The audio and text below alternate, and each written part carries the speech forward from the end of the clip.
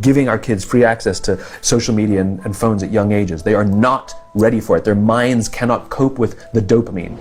They can only have it up to a certain hour, and you take it away. They're children. You can take the phone away. We've got to intervene as parents. But as companies, we now have to deal with the influx of kids that are coming into our companies with addiction. Watch, I see it all the time. Walk through any office.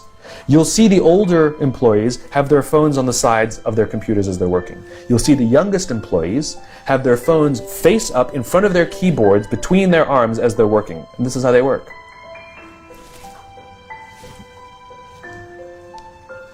And the science is alarming. They did experiments on mice where they did the multitasking. They put flashing lights to mimic going from the computer to the cell phone, the computer to the cell phone to the TV.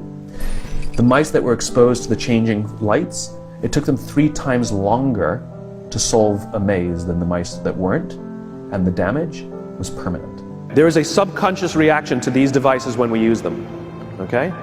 What if I were to hold my phone while I'm talking to you? I'm not checking it, it's not buzzing, it's not beeping, I'm nothing, I'm just holding it. Do you feel at this moment that you are the most important thing to me right now?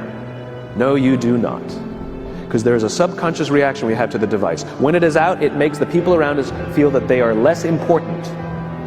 So when we're walking down the halls in our offices and somebody says, hey boss, can I ask you a question? You go, sure, what's on your mind? We've just told them they're not that important.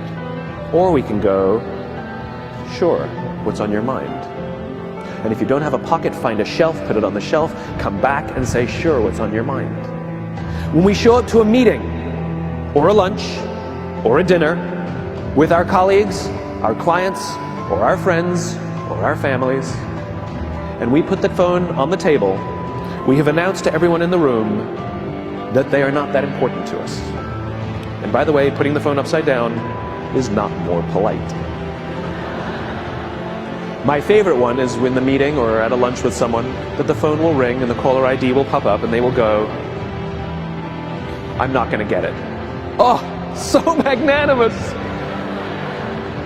Oh, lucky to eat with you today. Or they could just put the damn thing away. You can tell how addicted we are. When somebody pulls out their phone when you're with them, how uncomfortable does that make us feel? You're walking down the street with someone, they pull their phone out. We feel stupid, so what do? We pull our phones out. We're so addicted. Somebody goes to the bathroom when we're at dinner, and what do we have to sit there by ourselves? God forbid we should look around the room for 5 minutes. We pull our phones out.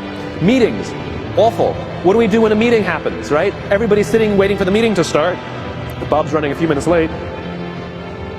Bob's here? Okay, start the meeting. Do you know when relationships are built? All that in between time.